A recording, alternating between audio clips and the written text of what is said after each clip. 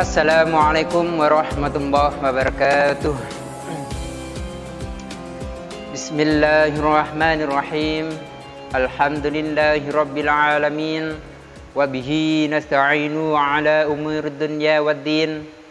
Wassalatu wassalamu ala ashrafil anbiya'i wal mursalin. Sayyidina Maulana Muhammadin wa ala alihi wa sahbihi ajma'in. Amma ba'du. Bismillahirrahmanirrahim.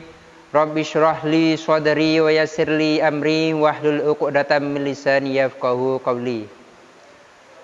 Wa qala Allah ta'ala fi kitabil karim. A'udzu billahi minasy syaithanir rajim. Bismillahirrahmanirrahim. Ya ayyuhalladzina amanu kutiba 'alaikumus syiyamu kama kutiba 'alal ladzina min qablikum la'allakum tattaqun. Sadaqallahul azim. Ikhwan wa ikhwat rahimakumullah.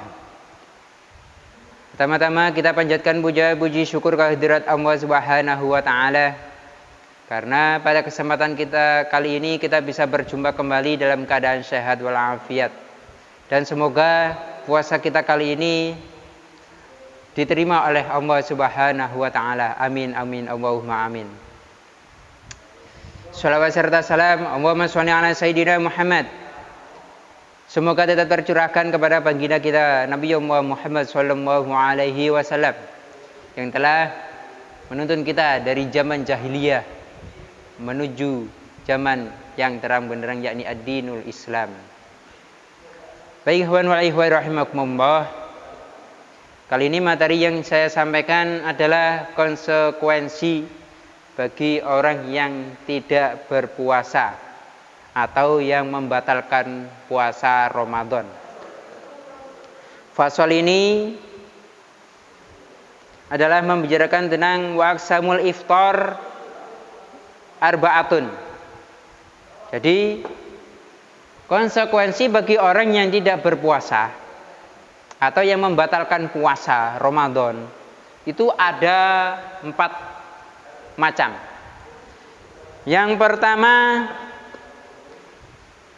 wajib qadha dan membayar denda. Jadi barang siapa yang membatalkan puasa atau orang yang tidak berpuasa akan dikenakan denda, bahkan dia wajib mengqadha puasa tersebut setelah bulan Ramadan.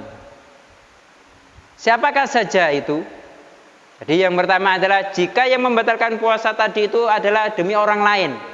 Contoh, perempuan yang hamil, perempuan yang mengandung, dia tidak berpuasa. Atau yang menyusui, dia tidak berpuasa. Karena apa? Karena khawatir pada kesehatan anaknya saja, bukan kesehatan dirinya.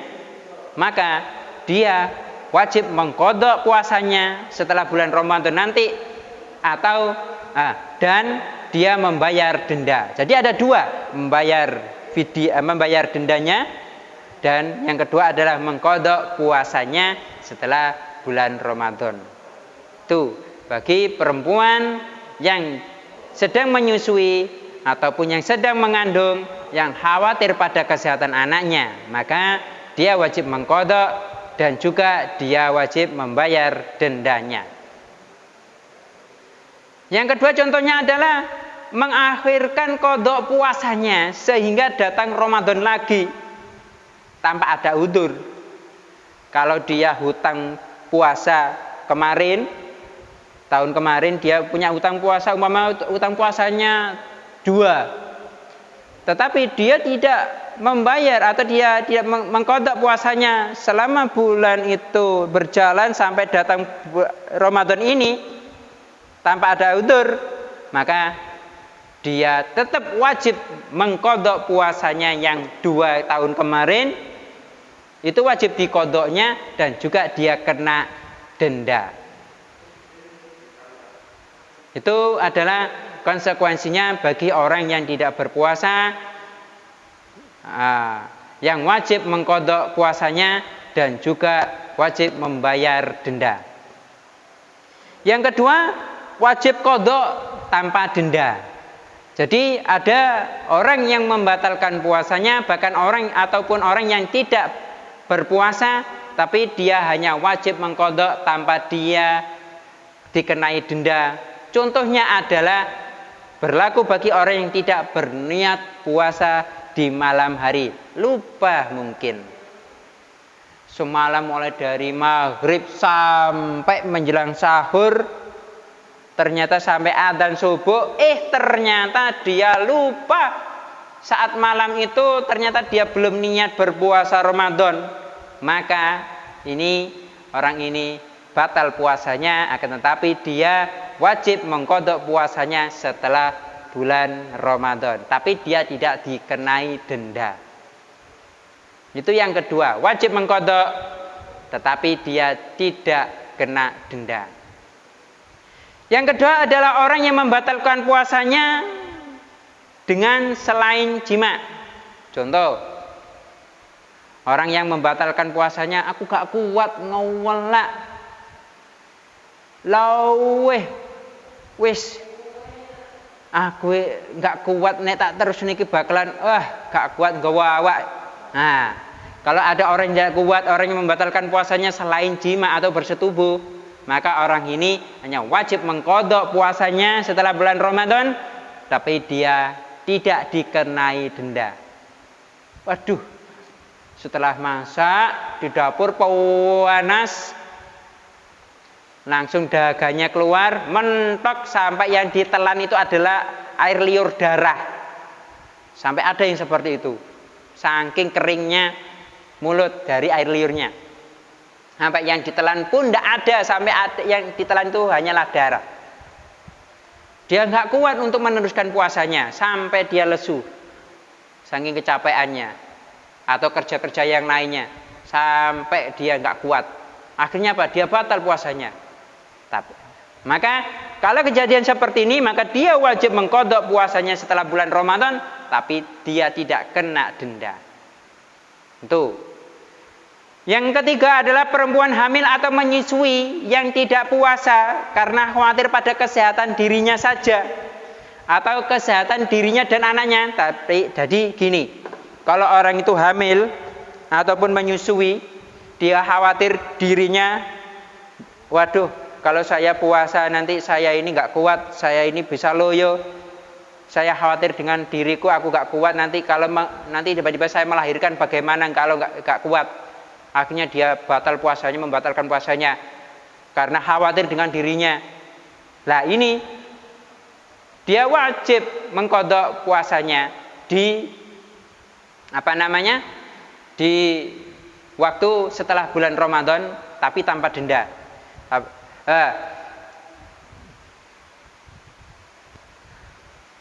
Ataupun orang itu yang hamil bahkan menyusui khawatir pada dirinya dan anaknya. Waduh, kalau saya puasa, saya khawatir dengan diri saya sendiri, bahkan anak saya nanti yang saya kandung bagaimana. Ataupun saya ketika saya menyusui, kalau saya hamil nanti khawatir air susu saya tidak keluar, bagaimana anak saya nasibnya. Kalau ada kasus seperti ini, maka dia hanya wajib qadha setelah puasa. Setelah puasa Ramadan, setelah bulan puasa Ramadan, dia wajib mengqadhanya, tetapi dia tidak wajib untuk dendanya. Jadi tidak kena denda. Baik itu konsekuensi bagi orang yang membatalkan puasa atau orang yang tidak berpuasa. Yang ketiga, wajib denda tanpa qadha. Nah, ini yang ketiga, wajib denda tetapi tidak wajib mengqadha puasanya. Enak. Untuk siapa? Bukan untuk kita semua, tapi khusus. Siapa sajakah itu? Ini perlu kalian perhatikan. Jadi berlaku bagi orang yang lanjut usia, tidak mampu berpuasa, sudah tua, umur 70 tahun, sudah nenek, kakek, aduh, kalau jalan saja dituntun, maam aja perlu dimamahkan, masa disuruh puasa, kalau kuat sih monggo, gak kuat, ternyata mbah-mbahnya itu sudah tidak kuat. Inilah khusus bagi orang-orang yang sudah lanjut usia seperti ini, dia boleh tidak berpuasa. Hanyalah kewajibannya hanyalah kena denda saja, tidak wajib mengkodok puasanya. Nggak apa-apa, karena sudah lanjut usia, karena tidak mampu lagi berpuasa, nggak boleh dipaksa. Aduh. Terus yang kedua, terkhusus bagi orang yang sakit tidak punya harapan sembuh. Ia tidak mampu berpuasa, dia sakit sudah nggak ada harapan lagi. Ini sakitnya sudah parah ini, sudah tidak mampu berpuasa, komplikasi atau apa kayak gitu ya. Puasanya sudah parah, sudah nggak ada harapan kata dokter. Ini sudah nggak mampu berpuasa ini, ya sudah. Oleh ahli warisnya atau ahli keluarganya wajib membayar dendanya, tidak wajib mengkodok puasanya orang tersebut. Itu yang ketiga. Yang keempat adalah tidak wajib kodok dan tidak wajib denda.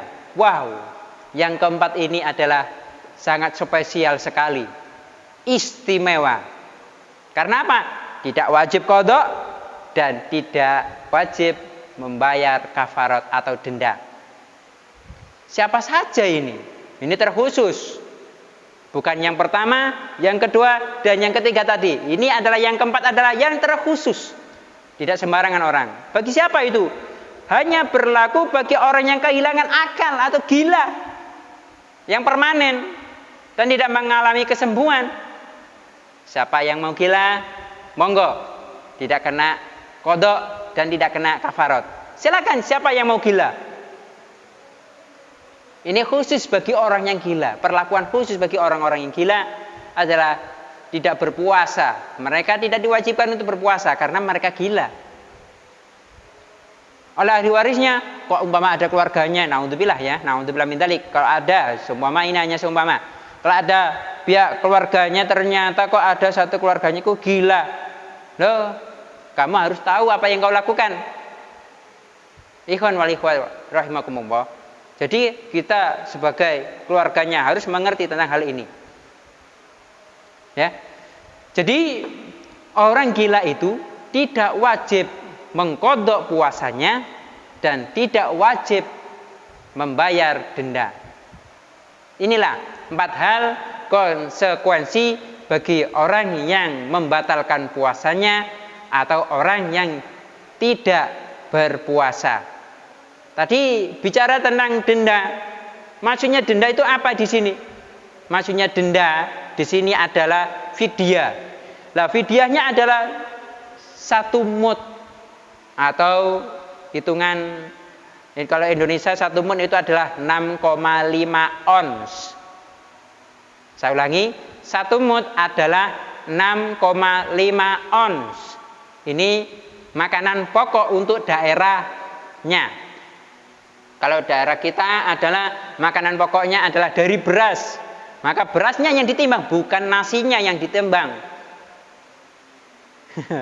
Kalau nasinya yang ditimbang, waduh, 6,5 ons seberapa itu?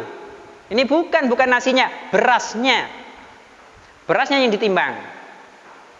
Beras yang masih murni beras, ukurannya adalah 1 mud adalah 6,5 ons.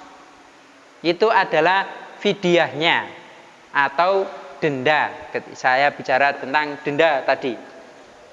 Ini adalah konsekuensi yang perlu kita ketahui bersama, karena memang kita kalau menjalankan puasa Ramadan itu kadang-kadang kita itu terkena suatu hal yang tidak kita sangka-sangka. Ya kadang kita sakit, anak-anak sehat, ternyata besok naudzubillah min dzalik tertabrak dari belakang, jeder, jatuh, aduh. Akhirnya dia jatuh sakit, dia tidak mampu berpuasa. Ya seperti tadi, kembali lagi ke 4 hal tadi. Bisa kalian koreksi kembali. Itu adalah konsekuensi bagi orang yang tidak berpuasa. Selain konsekuensi bagi orang yang tidak berpuasa, masalah-masalah yang berkaitan dengan puasa adalah membatalkan puasa atau tidak niat. Ini orang yang sengaja membatalkan puasanya dengan alasan syar'i atau tidak berniat di malam hari, wajib menahan diri di siang hari Ramadan dari perkara yang membatalkan puasa selayaknya orang yang berpuasa sampai maghrib. Ini bahasan terkait tentang masalah-masalah yang berkaitan dengan puasa. Jadi kalau orang yang sengaja membatalkan puasanya atau tidak berniat di malam hari, maka dia wajib menahan diri, gak oleh makan, gak oleh minum. Enak masak-masak, oseng jreng di dapur, baunya sampai keluar. Wah, siang-siang orang-orang pada saat itu lapar, dahaga, haus. Ternyata bau masakan sungguh enak sekali ini. Wah, masakan siapa? Ternyata tetangga dengan sengaja tidak berpuasa. Enak-enak dia kok masak. Waduh, masakan ini membuat hati saya keroncongan. Aduh, kelotekan di mana-mana. Ini drum band apa-apa ini suaranya. Ternyata dari perut saya sendiri. Nah, inilah bahaya. Bahaya kalau orang yang seperti ini. Jangan kau berlaku seperti itu. Kalau kalian sengaja tidak berpuasa, tidak berniat di malam hari dengan sengaja tidak berpuasa di siang harinya untuk puasa Ramadan ini, maka kalian wajib menahan diri di siang hari Ramadan selayaknya orang yang berpuasa sampai datangnya maghrib. Nah ini, jangan kalian enak-enak, waduh enaknya ini siang-siang bikin jus, enak ini, wah ada buah ini enak sekali kalau kita buat jus ini, waduh, deng suara blender, wah ini yang menggoda perut ini, waduh, tetangganya dengar siapa ini, aduh, siang-siang bolong seperti ini. Nah inilah yang harus kita hindari semua ini. Ini masalah-masalah yang berkaitan dengan puasa sangat banyak sekali. Ya. Terus terakhir, ini saya akan menyampaikan sedikit tentang hal-hal yang disunahkan dalam puasa Ramadan di akhir bab ini. Kita ketika berpuasa Ramadan, maka ada hal-hal yang disunahkan. Selain konsekuensi bagi orang yang membatalkan puasa, tadi ada hal-hal yang disunahkan dalam puasa Ramadan. Yaitu ini sungguh yang kita nanti menyegerakan berbuka puasa. Yang pertama adalah menyegerakan berpuasa, menyegerakan berbuka puasa. Nah ini, kalau sudah adzan maghrib, tek dung. Allahu Akbar. Nah, ayo segera kita berbuka puasa. Minum es. Wah, jangan dulu. Kalau ada kurma, silakan makan kurma. Kalau Kanjeng Nabi menyampaikan itu, kalau ada kurma teles, kurma basah, ayo kita makan itu. Kalau nggak ada kurma kering, ayo kita makan kurma kering. Kalau nggak ada, cukup air putih dulu. Kenapa? Air putih, karena itu masih jernih. Agar lambung kita yang dimasuki air putih itu adalah biar lambung kita itu tidak kaget kalau dimasuki makanan-makanan yang lain. Ikhwan wal ikhwat rahimakumullah. Jadi kalau kita berpuasa, kita juga harus menjaga asupan makanan-makanan yang kita makan. Makanan, kita siapkan es, kita siapkan buah semangka. Kalau kita tidak atur, maka puasa kita dengan berbuka itu yang kita salah, maka itu akan bisa membawa penyakit untuk kalian. Perlu kita hati-hati bersama. Jadi sunnah untuk menyegerakan berbuka puasa, itu yang pertama. Yang kedua adalah makan sahur. Makan sahur itu perlu kita ketahui bersama, waktunya itu terakhir itu sampai adzan subuh. Kalau masih imsak, kalau imsak itu artinya kan menahan. Ibarat kalau lampu merah itu ya warna kuningnya, warna kuning. Jadi kalau warna kuning, berarti kita harus ancang-ancang, kita harus hati-hati. Adzan subuh mau datang. Ya. Jadi kita harus hati-hati kalau makan sahur. Kalau umpama kita tidak makan sahur gimana? Karena kita ketiduran, bangun-bangun ternyata sudah adzan subuh. Enggak apa-apa. Yang penting malamnya tadi itu sudah berniat puasa. Enggak apa-apa. Sahur itu adalah kesunahan. Lebih baik bagimu kalau kalian mau makan sahur. Makan di waktu sahur. Kalau Kanjeng Nabi kira-kira 15 menitan sebelum adzan subuh. Itu. Dan selanjutnya mengakhirkan sahur. Nah, ini tadi mengakhirkan sahur adalah kalau Kanjeng Nabi tadi yang sudah saya sampaikan kurang 15 menit. Jangan jam 1 makan sahur. Ya enggak apa-apa. Saya bangunnya jam segini bagaimana ini? Kalau saya teruskan, saya nunggu mau subuh, adzan subuh, saya nanti khawatir kebablasan, enggak bangun. Gimana? Ya, enggak apa-apa. Kalau bisa bangun lebih dekat dengan adzan subuh, kira-kira 15 menit atau kurang 30 menit, akhir-akhir lah. Nah, itu lebih baik. Ya, itu lebih baik. Mungkin itu sunah-sunahnya kalau kita sampaikan kembali, mungkin di pertemuan berikutnya yang lebih longgar lagi, kita akan sampaikan sunah-sunahnya dalam berpuasa. Kali ini materinya sudah mungkin sampai situ saja dulu. Kurang lebihnya saya mohon maaf yang sebesar-besarnya. Kebenaran itu adalah dari Allah. Kesalahan ataupun yang tidak benar apa yang saya sampaikan itu adalah dari kebodohan saya sendiri. Wallahu a'lam bishawab. Wal marji wal ma'af. Kurang lebihnya saya mohon maaf yang sebesar-besarnya. Saya akhiri. Assalamualaikum warahmatullahi wabarakatuh.